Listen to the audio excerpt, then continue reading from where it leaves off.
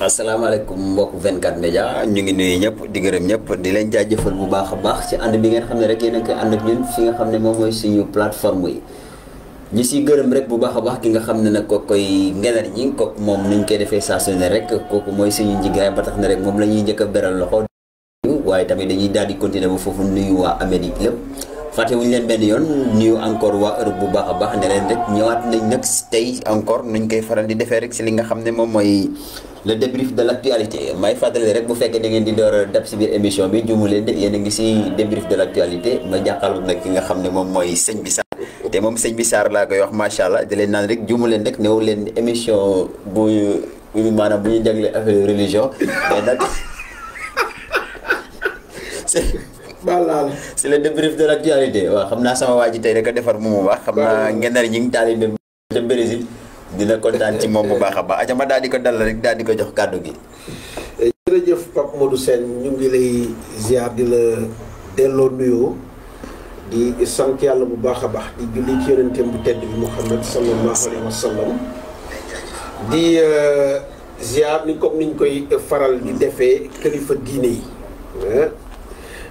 fépp foo xamante ni këru diine mi ngi ci réew mi dem nañ foofu daal di ziar xalif général ba fa nekk jox ko wàccuwaayam di ñaan sunu borom mi dara tëwul yéen bi nga xamante ni moom la leen jagleel mu nekk ndono lu am solo yal na sunu borom may leen fan mu gudd ak wér donc ba lépp loo xamante ni naan nañ ko ngir liggéeyal ko diine bi sunu borom yéwénal ko ñu def ko ci anam yi gën bu ko defee dina doon njëriñ kese ci réew mi di ziar kilifa aada yi jiit réew mi président de la république d'ailleurs ñuy profité di ko souhaiter ñaanal jàmm comme ni ma koy faral di waxee animosité amul adversité moo am ci réew mi ku nekk jàpp nga ni bu réew mi tàbbee ci say loxo dañ ci def lu ëpp lu sa morom def ay mbokki bopp gin département bu Fatick yëpp ñu leen di nuyu di profité ci occasion bi waa Tataguine kooku nga xamante ne moom mooy Maxawa Diouf nekkoon acteur de développement bu mag a mag foofu ci diwaanu Tataguine ndax moom moo créé ONG boobu ñuy tuddee SAPAT nekk ONG boo xamante ni liggéey na lu bëri ci commune bu Tataguine ñu leen koy jaal di ko jaal ñëpp ñi nga xamante ni ay bokkam lañu di ñaan sunu borom mu xëpp yërmande ci kawam daal di ko tàbbil ci àddina yu gën a kawe seen jërëjëf ci dalal gi ma dalal waaw mu ngi noonu rek ñuy féddale encore suñu njaal mbokk waa Tataguine yëpp donc ñu koy njaalee spécialement ki nga xam ne moom mooy monsieur le maire bu ñu ne monsieur le maire nag foofu à travers monsieur le maire rek tudd nañu waa Tataguine ñëpp may profité waale di leen nuyu tamit bu baax a baax di leen naan nag namm naa leen waaye du ma fàtte aussi sama waa diwaan waa Jatmouri maa ngi leen di nuyu bu baax a baax di nuyu waa Kër Mbaye Diop jaaraale Gandiaye aca daal di dikk nag fi nga xam ne foofooy Mbour gi comme ni mu ko waxee sànq rek ni mu ko junjee doo nuyu waa Fissel Mbadane waaw waa Fissel Mbadane donc bu ma duggee Mbour ba pare après damay daal di génnaat daal di continuer daal di nuyu foofu bu ma duggee Mbour damay génn nga xam ne rek moom mooy arrestation bi nga xam ne moom lañ def ki nga xam ne Bougane fële ca Casamance buñ ca pare aussi nañ wax ci marché bi nga xam ne rek moom la waa Y'en a marre ak waa FRAPP France dégage ñoom lañ bébétoon waaye mujjul antu buñ ca pare nag dinañ dem si wàllu tàggat yaram wax ci wàllum sport ci suñu réew li nga xam ne moom mooy làmb ji rek dinañ ci wax ki nga xam ne moom lañ élire meilleur lutteur ci wàllum lutte simple ak tamit coow bi nga xam ne jiboon diggante ki nga xam ne moom mooy Siteu ak Papa Sow bu jàppalee rek ñu daal di dem nag bitim réew foofu aussi nañ wax ci wàllum sport dem nag ba Cameroun fekk fa ki nga xam ne Samuel Eto'o ak ki ñoñom ñu daal di waxtaan ak ñoom moo ngi noonu Sarr yi nag ñoo nekk poñ yi nga xam ne rek ñoom la ñuy daal di faram-fàcceel askan bi. jërëjëf Sène mu nekk ay poñ yu am solo nga xamante ni actualité bi riche la ci semaine bi donc comme ni ñu koy defee rek tey dañ lay bàyyi avec la baguette. nga daal di doxal. bu ko defee ñu wax ci li nga xamante ni moom mooy sunu xalaat waaye di fàttali rek sunu mbokku internet yi que dañuy wax saa su ne sunu tolluwaayu xam-xam. donc ñun duñu ay spécialiste duñu ay politologue waaye citoyen lañu nekk ci réew mi lépp loo xamante ni ñeel na doxalinu réew mi danañ ci wax li nga xamante ni moom mooy suñu gis-gis waaye itam wax ko ci ay anam yoo xamante ne anam yu teggi ne anam yu dul xotti benn yoon war ma monsieur Sène waaw mu ngi noonu kon boog bu ko defee rek dañuy daal di dikk nag ak li nga xam ne moom mooy poñ bu njëkk bi nag dañuy waxtaanee rek décret bi nga xam ne moom mooy indiwaat li nga xam ne moom mooy monsieur le premier ministre ci boppam réewu Sénégal monsieur Sarr yow noo jàngatee loolu. waaw comme ni ñu ko waxee démb président de la République yóbbuwoon na li nga xamante ni moom mooy en tout cas pour ñu daal di ko voter foofu ci assemblée nationale ki nga xamante ni moom mooy ministre de la justice. donc nekkoon foofu pour défendre li nga xamante ni moom mooy décret boobu nga xamante ni moom mooy indiwaat ci biir constitution bi li nga xamante ni moom mooy poste premier. mu nekkoon nag quand même débat bu xamante ne dañ ko suivre. suivre ko aussi pour sunu mbokku internautes yi. ñu gis ne en tout cas les débats étaient très riches. donc houleux des fois. mais itam donc fa ñu mujjee xamoon nañ ko parce que li ñuy wax toujours la majorité mécanique. finit toujours par donc gagner. parce que bu ñu voté saa su ne dañuy xam ne. fii doole bi féetee toujours foofu mooy gagné. mais aussi nekk loolu aussi nekk démocratie parce que démocratie mooy doxee noonu. donc c'est la loi de la majorité. donc donte débat yi mun nañu ula. débat yi mun na jaxasoo. mais au finish bu ñu voté toujours la majorité va toujours l'emporter. te loolu moom mooy li am. mais quand même liñ ci wax. doon loo xamante ni seetlu nañ ko. mooy prétexte bi nga xam. ci la dindi woon li nga xamante ni. mooy poste premier ministre. moom waxoon ci jamono yooyu en 2009 que daf koy dindi. pour la bonne et simple raison que dafa bëgg. gën a jege. li nga xamante ni moom mooy ses ministres. mais itam gën a doxal. li nga xamante ni moom mooy fast track. alors question bi ñuy posé wu seen mooy toujours. bu ñu jëlee. 2019 ba tey jii. ñuy indiwaat li nga xamante ni moom mooy le poste de premier ministre. Qu'est-ce qui a changé? Parce qu'en fait c'est ça la grande question. Qu'est-ce qui a changé? Est-ce que le fast track a marché en toute honnêteté? donc moo tax président de la République xam ne li jëmul kër. te il a quand même bëgg na terminer en beauté. parce qu'en fait c'est ça.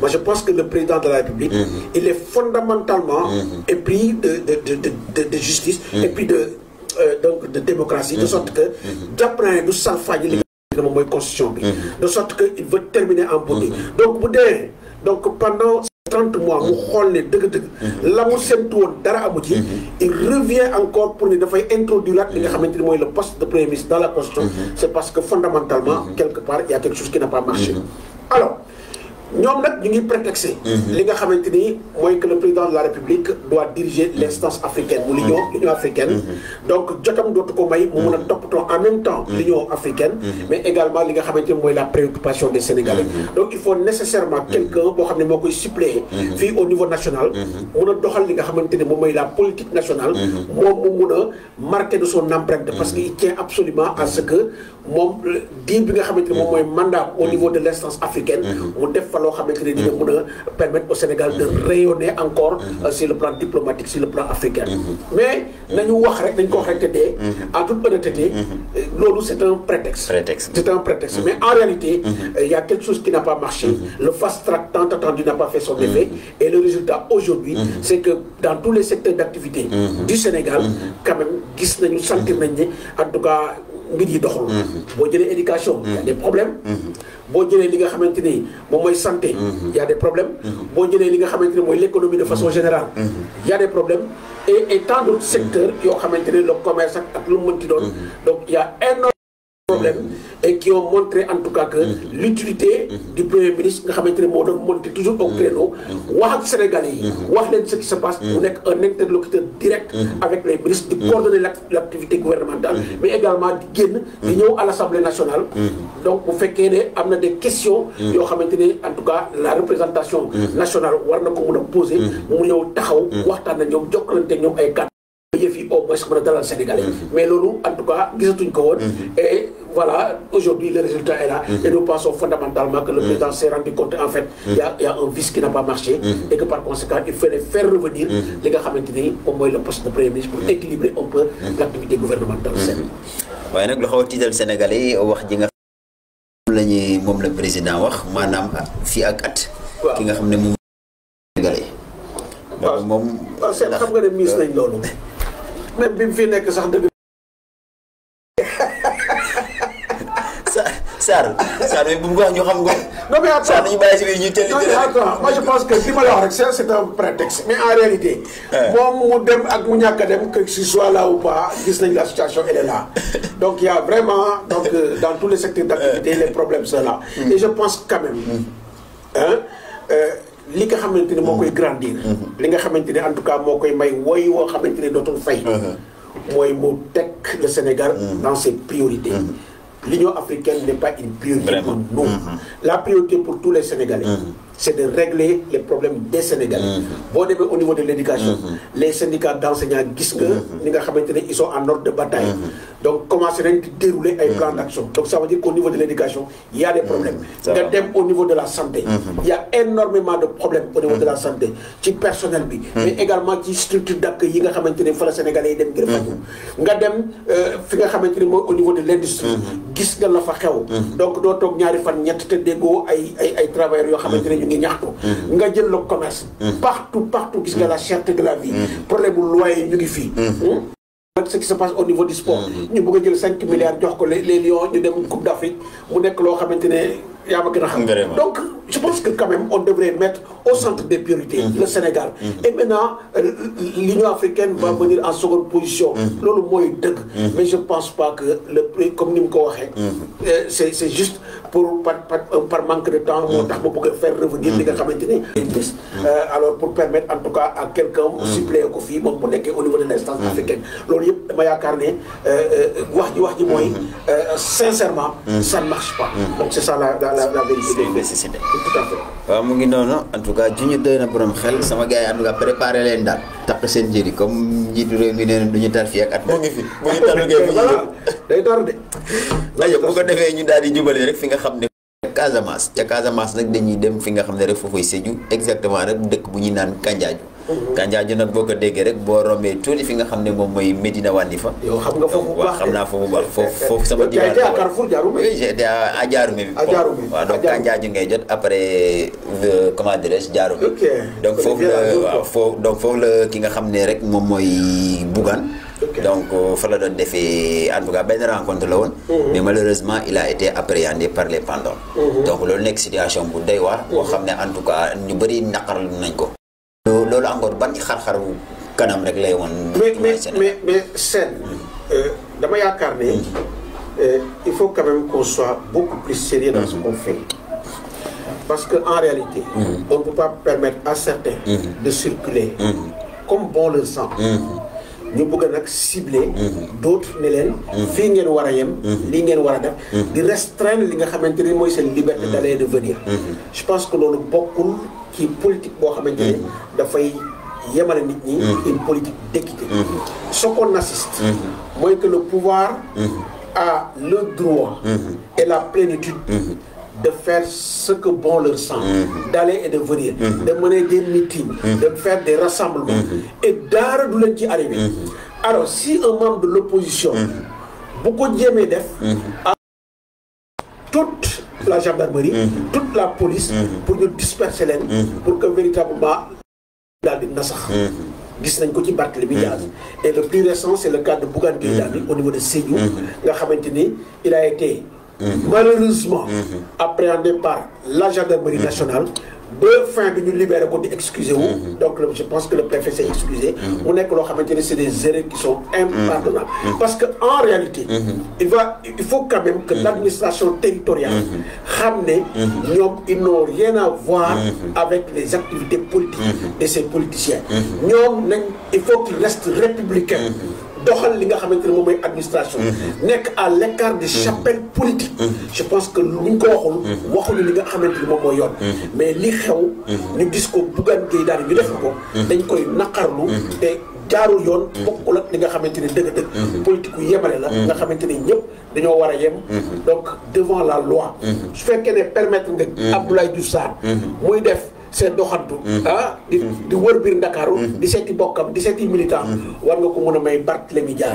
bu fekkente ne yow say ñooñ parce que dis-moi dans ce pays là fan ngay dem dans ce pays te gisoo les maires ñuy dugg ci gox goxaan yi di wër mais Bougane il a le droit d'aller où il veut parce qu'il n'y a pas de sens interdit dans ce pays tout politicien li ñuy bañ kay mooy nga def un meeting parce que yéegaguñ ci campagne mais chacun a le droit quand même d'aller rendre visite à ses militants waxtaan ak ñoom saafante ak ñoom mais waxtaan ak ñoom ci ñi nga xamante ne moom mooy seen tëralin ak seen doxalin bi nga xamante ne loolu lañu war a def bu campagne bi ñëw wala d'ici les élections buñ ko nangulee ñi kay yaa xëy dañ ko nangul ñële loolu kay moom mooy yoon donc pour juste dire que vraiment on condamne avec la plus grande énergie li nga xamante ni moom moo arrivé à Bougane Gueye Dany et que véritablement je pense que l'administration territoriale doit quand même se ressaisir te xam ne les politiciens là bu ñu en tout cas bu ñu nangu ñu leen di def loo xamante ni c'est contraire ak li nga xamante ni moom mooy seen serment. mais foofu aussi warul bett kenn parce que si nos souvenirs sont bons ba tey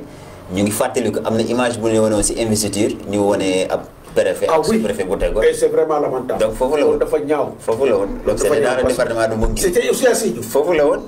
Kandiadio et Bounkiling ça fait même pas 6 kilomètres. non c'est vraiment dommage. donc c'était dans le département de Bounkiling. voir quand même des sous-préfets xaw ma ñuy assister à ay cérémonie d'investiture loolu moom nekk na loo xamante ni jekkul rafetlu ci administration territoriale. vraiment très sincèrement. vraiment donc te aussi y a un fait.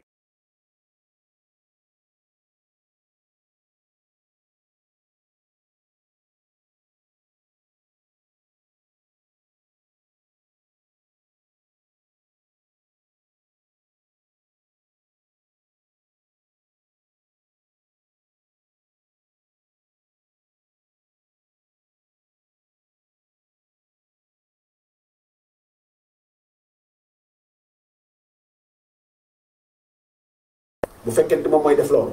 na ko wax. parce que l'administration territoriale. ne doit pas être à la solde des politiciens. dañ ko wax te dee. l'administration territoriale doit rester neutre. et être au-dessus de la mêlée. daram warta dugg ci li nga xamante ni moom mooy politiciens yi. nañu doxal yoon. seet li yoon wax ñu doxal ko. beneen aspect bi mooy. je pense que les rejets. wax naa ko fi waxati ko fi. les rejets doivent être l'exception. La règle, c'est permettre à tout le monde de participer. Parce que l'homme est une vitalité démocratique au réew. Il faut qu'on laisse à tout le monde le soin de participer à ces élections. Pour qu'on ait fait élections de crédibilité. Mais si on doit donc choisir les candidats qui doivent aller à ces élections, je pense que dafa am lu muy wàññi tamit suñu démocratie. waaw mu ngi noonu kon en tout cas doy na waar bu ñu fa paree nag dañuy daal di jubali ci marche bi nga xam ne rek waa Y'en a marre ak waa Force Frappe Dégage ñoom ñoo ko sumboon waaye marche ba daal mujjul antu loolu aussi ba tey rek ñu daal di ñëw loo xam ne dina gàkkal suñu démocratie ba tey monsieur Sarr. mais gën na koo gàkkal ngay wax. gën na koo gàkkal parce que ça c'est la énième marche que le pouvoir en tout cas que le pouvoir a interdit. te dama jàpp ne. le nombre de GMI. et de policiers. qui ont été mobilisés hier. mënoon nañ ko jël. di ko encadrer marche bi ñu. bàyyi leen ñu def li ñuy def tas bu jeex. mais tu te rends compte. est-ce que gis nga làmb ji keroog. gis nga booy li ñu doon def li ñuy wax Simon. li ñu doon def le long de la route là. ku ñu romb nang bif sa péri.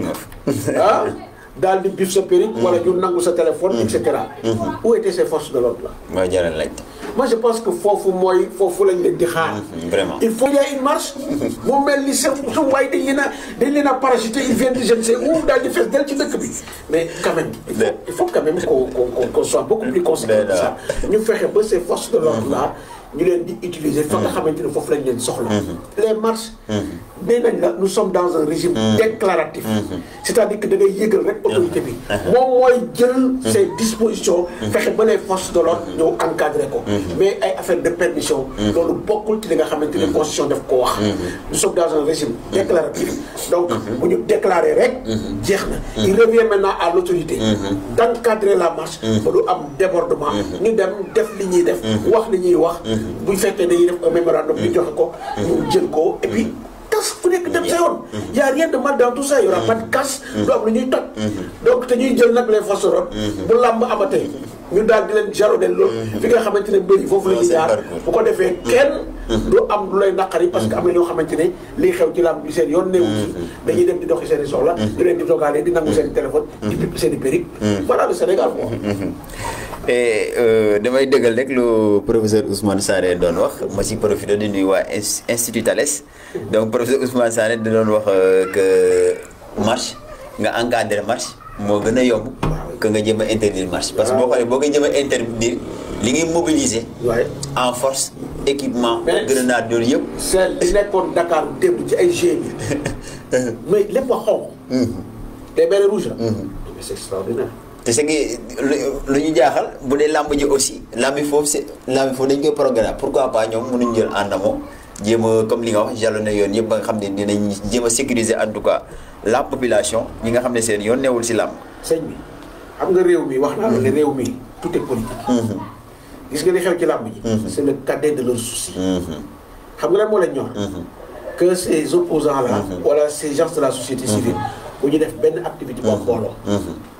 niroo na ko et parlant de force frappe dégage loolu là Guy Marius Sagna a été affecté. gën waay. décret bàyyi il y a de cela juste 3 heures de temps. ah bon ñu ne note de service.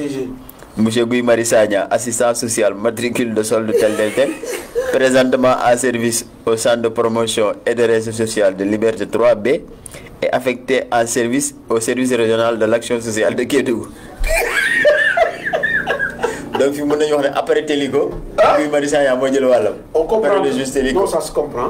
Ça comprend. C'est une volonté manifeste de l'écarter. Vraiment. Il faut faire en sorte qu'il soit loin.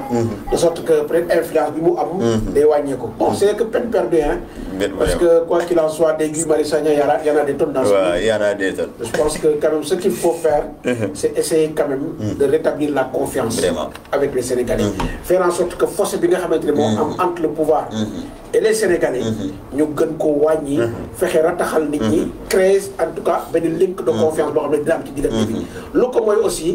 Guy Marius Sagna boo ko yóbbuwoon Guinée Bissau itam. quand même il y aura d'autres Guy Marius Sagna parce que les principes de liberté c'est universel. ku nekk da ngay aspirer pour am sa liberté. donc bu ñu bëggee xañ nit ñi nag seen liberté. nga xamante ne constitution boo leen ko consacré. c'est tout simplement donc dañuy sonal seen bopp rek quoi. moi je pense que quand même. C'est même malvenu parce que les gens, tout le monde a compris. Vraiment. Tout le monde a compris. Voilà, donc je sais que mon écoutez affectation arbitraire. Vraiment. C'est ça. Ah, Samba, yow tam maa doo xëy ñu ne la dama kii dugg rek.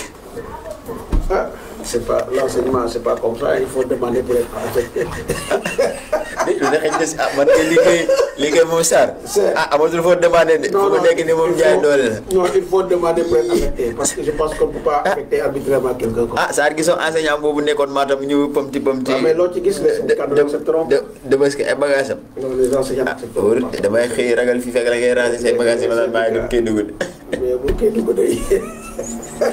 bu boobaa moom du ma la seet si. bu ko defee nag ñu daanale fi nga xam ne rek foofooy ca sport bi nag dañuy delluwaat rek encore ci li nga xam ne moom mooy wàllu lamb bi sànq junjoon nañ ko waaye lamb jooju nag juróon nañ coow bu baax a baax lamb bi nag nekkoon diggante gi nga xam ne moom moo newoon Siteu ak Papa Sow donc xeetu violence bu jéggi dayoo amoon fa ba tax na rek loolu juróon na yu ay coow li bëri ba tax na nag CNG bu nga xam ne moom mooy jiite làmb ji jóg na nag jël ab décision boobu Sarr lan la. waaw décision bi CNG jël donc le CNG a tout simplement sanctionné les 2 lutteurs. donc ñoom defar nañ leen sursis. donc condamnation avec sursis. mais également amende nañ leen. 500 000 francs. 500 000 francs chacun. donc ñu war ko verser. mais itam en dehors de cela. le combat a été reprogrammé pour le 29 janvier 2022. Inch'Allah. Alors maintenant, qu'est-ce que les concernés vont en dire? Parce que sanction aussi yemul ci ñoom kese. Parce que le chef des batteurs. de Siteu. moom am na 3 mois avec sursis. mais ki nga xamante ne moo jël ndënd bi dóor ko Papa Sow. il en a pour 15 ans. boo xamante ni dootul dugg ci làmb donc mën nañ ne kooku déjà dañ ko ràññee. parce que 15 ans moom bu ko yokkee ci li mu am demul ci làmb yaakaar naa jaratu ko dem. donc mais je pense que c'est bien de sanctionner. mais di fexe. ba loolu du am aussi c'est encore mieux. parce que boo xoolee làmb ji keroog ni mu demee. mën nañ jàpp ne manque d'organisation. bokk na ci li indi loolu yëpp. parce que. dama dégg ñi nga xamante ni ñoom ñooy nekk ci làmb ji di wax ne. géwélu Siteu yi fi ñu toog. géwélu Papa Sow yi ñoo fa waroon toog. géwélu Papa Sow yi fi ñu toog. géwélu Siteu yi ñoo fa waroon toog. donc tu vois. je pense que tout ceci. bu fekkee ne réglé woon nañ ko en amont. ba ku ci nekk xam fi nga war a toog. ba buñ la fekkee foofu ñu ne la buubal say bagage nga dem fële fii waroo fee toog. donc sous peine. ñu sanctionné la. quitte à ce que sax ñu ne la say batteur dañ génn ci biir. Donc je pense que c'est un problème d'organisation et il faut que les gens soient fermes. Beneen aspect bi mooy. il faut que les lutteurs soient encore beaucoup plus encadrés que ça. parce que Papa Sow il a frôlé quand même la catastrophe il faut le dire Papa Sow mënoon nañu ko fray parce que on peut pas comprendre que moom kese bu retrouvé wu donc parmi ci biir ñi nga xamante ne moom mooy géwélu cité yi lu ne mënoon na fa nekk est-ce que yaa ngi xam gis bu wax li ma lay wax donc je pense que c'est un problème d'organisation il va falloir quand même que le CNG nga xamante ne moom moo ŋànk làmb ji concerté wu ak ñi nga xamante ne moom mooy ñi nga xamante ne ñoom ñooy waa les promoteurs de lutte nga xamante ne ñoom ñooy organiser ñu seet quand même de sorte que dinañ mën a circonscrire tous ces éventuels problèmes yi nga xamante ni feeñ na ci li nga xamante ni moom mooy combat Papa Sow Siteu bi maintenant on attend de voir est-ce que les lutteurs vont accepter ce qui s'est passé le verdict est-ce que dañ ko nangu wala déet wala ndax ils ont le droit de refuser wala est-ce que am nañ possibilité quand même daal di comme niñ ko mayee ñeneen buñ la daanee te da nanguwoo nga am foo ko attaqué est-ce que dans la lutte aussi loolu déjà cette possibilité donc on va essayer de voir quand même ndax loolu yëpp ñoom dinañ am cette possibilité mais toujours est-il que quand même bu ñu bàyyi ba jaan bi romb ñu topp ci watak bi di dóor loolu amul njëriñ il va falloir donc comment on appelle boo jiitee da ngay am cette capacité d'anticipation sur tous les éventuels problèmes yi nga xamante ne mën na am ñoom nañu fexe ba ku ci nekk ñu ne la fii waruloo ko dépasser parce que dafa am loo xam ne seetlu naa gis nga Papa Sow bi ñu koy doon na bi tous les gémis étaient à côté da nga visualité waat image bi ils étaient là-bas inertes taxaw bi coup bi dalee ba pare la ñuy door a avancer donc y a problème donc waroon nañ bu fekkente ne service d'ordre bi c'était bien organisé waroon nañu wax Papa arrêté Papa Sow dox digganteem ak géwélu sit kii yi est-ce que tu comprends nga li ma wax donc mais quand même boo xoolee gis nga vidéo bi ils étaient juste à quelques mètres taxaw Papa Sow bi ñu ko dóoree ba mu daanu boobu lañ door a avancer donc ça veut dire qu'il y a problème à ce niveau et qu'il va falloir quand même revoir sur la sécurité donc dans le stade à l'extérieur du stade mais le long du trajet surtout le long du trajet bi nga xamante ni moo jógee stade ba Kër Mbëri wala ba Kër Mbëri ba stade je pense que c'est ça man vraiment amoon naa benn xarit de bu dëkk Pikine nee na ma saay bu làmb amee moom fële ca stade ba ñoom vraiment calvaire bu mag a mag la ñuy dund du matin jusqu'au soir bu guddi sax lay wax du ñu am jàmm mu doon lu doy waar aja bu ñu ca paree nag dañuy daal di continuer rek jubali fi nga xam ne nag moom mooy lutte simple bi tamit ba tey fa la ñuy daal di deseni ak ki nga xam ne moom mooy Doudou Sané ñu koy wax Xadafi bu Diofior Doudou Sané nag def na ab kéemtaan moom tamit maanaam dugg na si taarixu réew mi parce que moom lañ jël rek moom lañ nommé ki nga xam ne moom moo dàq bëri maanaam bëri simple Sarr yow doo gisee distinction boobu pour Doudou Sané waaw mais xanaa wax ne rek quand même Doudou Sané c'est quelqu'un, c'est un jeune qu'il faut quand même féliciter parce qu'il est venu de loin man ba ma doon seetaan Doudou Sané parce qu'il était méconnu et il n'était pas aussi fort techniquement que ça mais je pense que quand même diggante bi il a fait un excellent travail parce que boo xoolee ses performances li nga xam ne kii liggéey na donc en termes d'endurance liggéey na yaram bi liggéey na doole ji te itam peut-être am na encadrement bu baax te xam naa ne aussi am na sëriñ parce que loolu ci làmb ji la bokk donc vraiment dañ koy féliciter xam naa nag yaa ma gën a xam li sax moom yaa ma gën a xam mais man mënu ma la dul féliciter bu baax a baax te di ko wax ne moi je le vois plus dans la lutte simple que dans la lutte avec frappe donc moom écurie Tay Shinger la ne mais man su ma doon quelqu'un bu koy conseiller il peut rester quand même dans la lutte simple parce que falaa ko gën a gis ay atomes fa la gën a ne parce que la lutte avec frappe beneen niveau la donc il faut être fort donc au niveau de donc travailler sa boxe ak yooyu yëpp te boo gisee di Doudou ni mu bindoo xam naa ne lutte simple en tout cas il est beaucoup plus prédisposé à faire de la lutte simple que mu dem fi nga xamante ni moom mooy lutte avec frappe man daal c'est mon avis c'est mon avis kañ mais nag lutte simple gi tamit daa bëri ab koppar de mais millions yi moom la gars yi di gis waaw dëgg la ça dit que aussi une carrière ça se gère simple ça ne sert à rien nga quitter la lutte simple dem lutte avec gis nañ gars yi ko fi def yaa ngi lappare lay njomboor il était très bien à la lutte simple mais gis nga ko bi mu demee lutte avec frappe c'est un fiasco la am na ñeneen bëri na surtout bëri na ñoo xamante ne voilà mu ngoog bëri na ci ñoo xamante ne dañuy dem ba à un certain niveau gars yi ne leen boo bàyyi leen lii ngeen dem lutte avec frappe bi moo ëpp xaalis ak moo si la mais dugg nga ci biir mooy sa carrière taxaw. parce que benn waaju. gars yi soxor ngay taseel. gars yi mun dooraate. non dégg nga ma la kenn nga ci taseel mu duma yoo xamante ne dégg nga am. gis nañu Malick Niang ak sa copain Adama.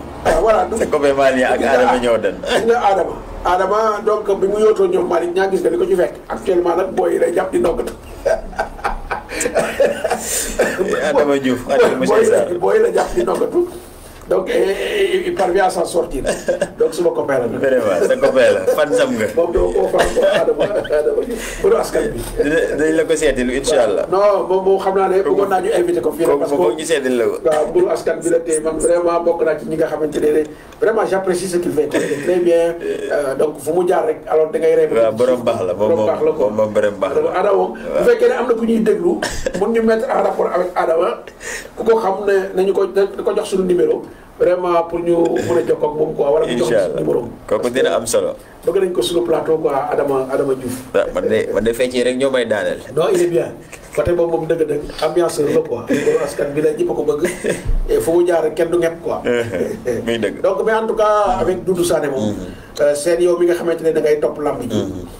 et je sais que dëgg-dëgg moom il est pour sama gis-gis quoi. xam naa ne lutte simple bi moom am na ci avenir bu baax a baax. mais lutte avec frappe moom il va falloir que mu travailler li nga xamante ne moom moo ci war. surtout la boxe et cetera et tout. loolu lu ñuy travailler. je pense que s'il parvient à le travailler nag ok. il peut y aller. mais ni ma ko gisee daal bu doon man maa koy conseillé. mën na am lu bari ci lutte simple bi. parce que quand même mu ngi ciy gis boppam quand même il faut le dire. mu ngi ciy parce que jël na ay drapeaux yu bëri te léeg-léeg mise yi dafay am doole. parce que tout te teew. moo gën loo xamante ni. boo ci jotee balaa nga ciy jotati. yàlla xam te sa yaram du ko fekkee. sa yaram du ko fekkee bu fekkee ne mu ngi am ay 1 million ci saison bi. bu dee am 50 millions kay. mais baax na. moo gën nga yóotu fii benn 10 millions boo xamante ni suñ. boo paree di nga fajoo 5 millions wala sëriñ ci lekk fii ñeneen ñu lekk fii tu vois. leer nga wax de voilà moi je pense quand même il faut quand même bien gérer sa carrière. loolu bokk na ci li nga xamante ni en tout cas je pense que son staff technique ñi nga xamante ni ñoo koy conseillé. xëy na jombul dinañ ko ci wax li nga xamante ni moom mooy la meilleure donc en tout cas mooy position bi gën mu jël ko. mais en tout cas man de su ma ko doon conseillé. il faut quand même rester voilà la lutte simple. loolu laa gis quoi. yow da ngaa bëgg a xam li nga xamante ne moo ne ci làmb ji parce que yow moom spécialiste su làmb su simple bi nga quoi. dañuy seetaan waa comme ay amateur lañ moom. à travers Doudou Sané tamit dinañ ziare bu baax a baax gars yi ñu nuy fàtte ñoom Thiaka Faye. ordinateur waaw ñoom ordinateur. mais Sélé Bélé fu mu ne léegi. Sélé en tout cas Sélé mu ngi ne tekk tekkaaral. waaw récemment nag gis récemment nag gis un jeune très prometteur ah. gis nañ son petit frère mu tax ngemb récemment rek mais Sélé moom nee na tekk xëy na peut-être dafay defaru xam naa. en tout cas mbër la woon bu ma apprécié. parce que c'est un jeune qui avait de l'avenir. alors maintenant la lutte étant ce qu'elle est. des fois da ngay am des hauts et des bas. c'est ça.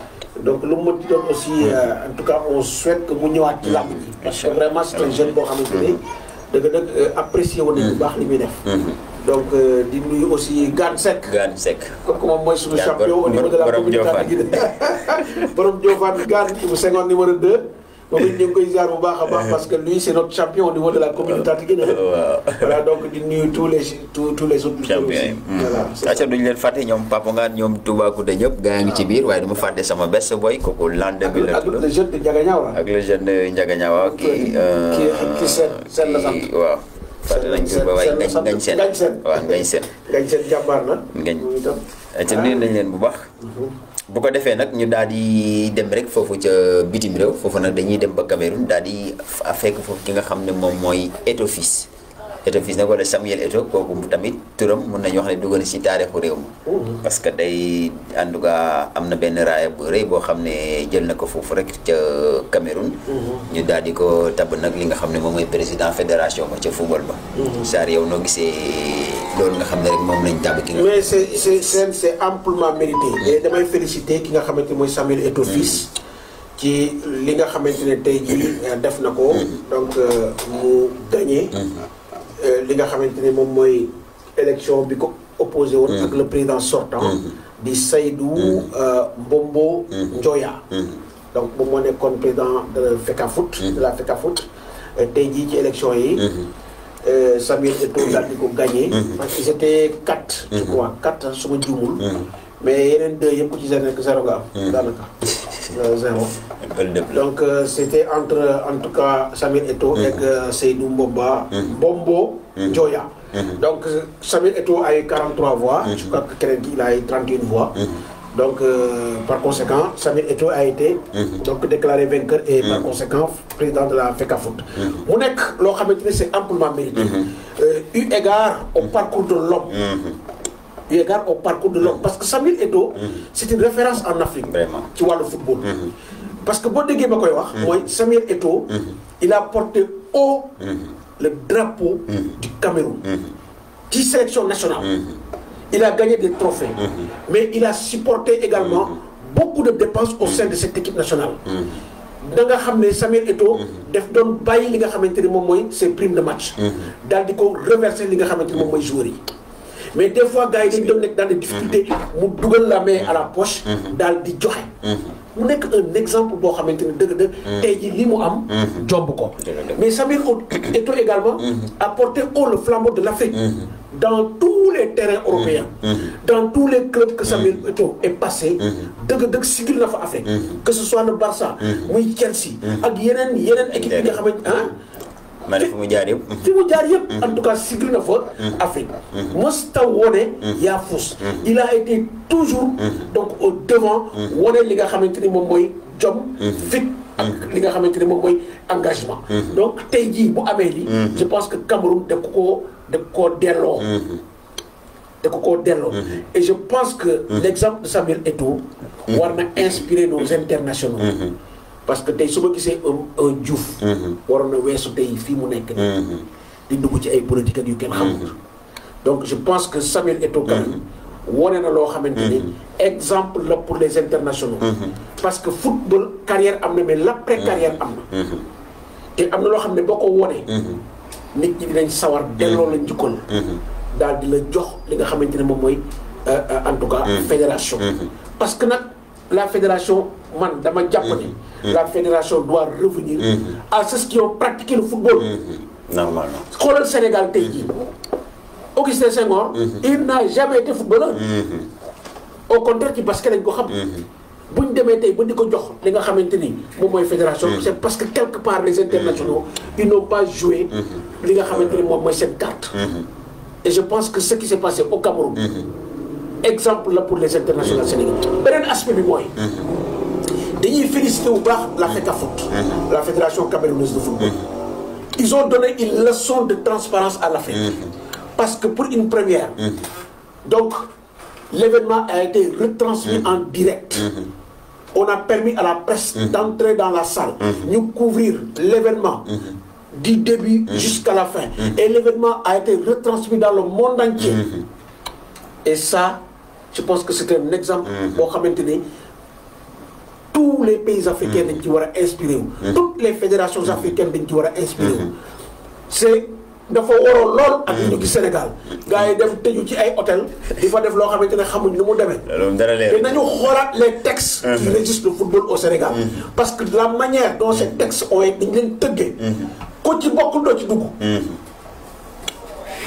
ku ci donc c'est un groupuscule boo xamante ne ñoom ñoo ci nar a nekk ba ba ñuy sonn bàyyi parce que xoolal li xew ci nawetaan bi Amadou Kane kañ nga ko xam yooyu yàgg na saa yoo waxee nawetaan Amadou Kane lañ lay wax mais loolu ba kañ la te nawetaan fi mu toll nii du lenn lu mu bougé qu'est-ce que le nawetaan le mouvement nawetaan a développé dans ce pays xanaa indi ñu ay problème mais les problèmes ñu ngi ne parce que le stade Ngalandou Diouf ça a coûté combien au contribuable sénégalais gisal condition gisal nañ ko def le gazon synthétique a été brûlé gars yi buddikaay yi sànni yàqate foofu yëpp ba mort doom am avec 37 blessés te fédéraux yi waxoon ci tous dara lañ ci waxu donc je pense qu'il faut repenser le mouvement navétane mbir buy dem ba am 30 ans 40 ans te dara indiwu ko dañuy war a taxaw nag def taxaw seet nan lañ koy repenser ba mu méngoog li xew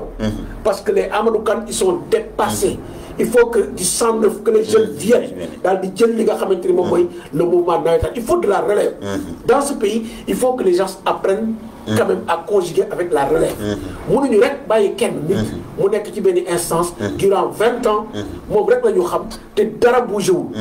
Donc je pense que quand même ce qui s'est passé au Cameroun encore une fois c'est une leçon de démocratie, c'est une leçon de transparence boo xamante ne dañ ko woon Afrique yëpp. Et je pense que dina def quand même tache d'huile au niveau du continent, de sorte que en tout cas c'est de fédération bu ñuy defati lu mel ni que le public mën ci am accès, la presse mën ci accès daal di ko wone retransmettre ko en direct ba dara doo xamante ne lënt am na ci parce que li xew Cameroun moom dafa leer nañ vraiment seen acca moo ngi noonu de kon mbokk macha allah ñuy rek di leen di féliciter yi nga xam ne ko koy Samuel Eto'o di ko ñaanal rek yàlla na yen bi oyof ci kawam di ñaax tamit ni nga ko waxee suñu internationaux yi en tout cas ñu bàyyi xel bu baax a baax rek ci li nga xam ne moom mooy football bi donc seen wàll mu ngi ci te war nañ ko mën a gérer bu mu baax bu ko defee nag Sëñ Sarr daa mel ni poñ yi lañ ci amoon tey donc yi lañ indiloon rek ñi nga xam ne ñoom ñooy suñu internet yi donc ñu am mbégte bu baax a baax saa yi nga xam ne rek ñëw nañ def leen li nga defal leen li nga xam ne moom mooy le débrief de l'actualité dañu pare tamit te gërëmuñ leen bu baax a baax di leen sant di leen ñaanal gudd fan ak wér ak wérle aca monsieur Sarr ma daal di la bàyyi rek nga jërëjëf Sène di la gërëm bu baax a baax yow itam ci li nga xamante ni moom ngay conduire en tout cas le fil du débat nekk loo xamante ne dama koy rafetlu bu baax di sant bu baax ñi nga xamante ne ñoom ñoo ñuy topp biir réew ak bitim réew di lancer un message à la jeunesse parce que saa su ne suñuy jeexal dañuy lancer un message di wax ne am réew jeunesse mooy yaakaaru ëllëg l'avenir de ce pays repose entre les mains de la jeunesse jeunesse nag ñett yi daf ko war a am il faut une jeunesse qui est formée il faut une jeunesse boo xamante ne dafa sukkandiku ci citoyenneté ak civisme ñett yooyu dañ ko war a am buñ ko amee ba pare nag xam li nga xamante ne moom la ñu bëgg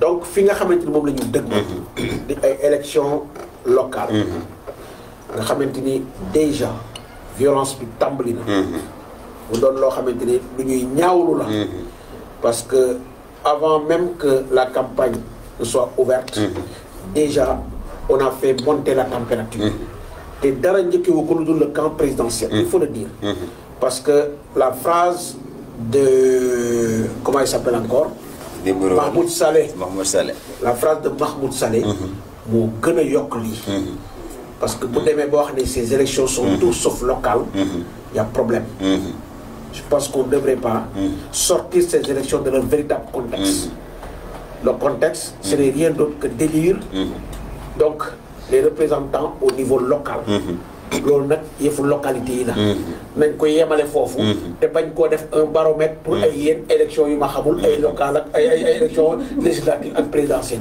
il faut qu'on arrête avec ces choses là et te loolu la jeunesse doit être à l'avant-garde donc fexe ba fi ñu leen di xaar kenn du leen fa fekk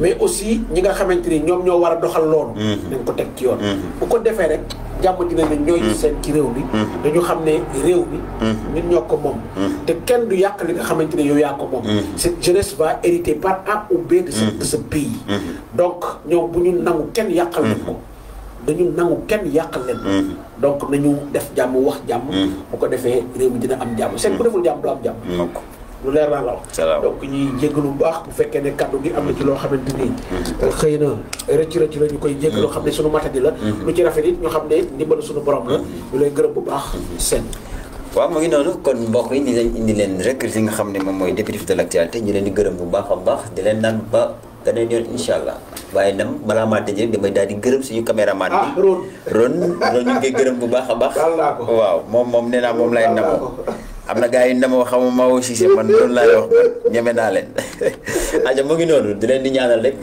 ba beneen yoon incha allah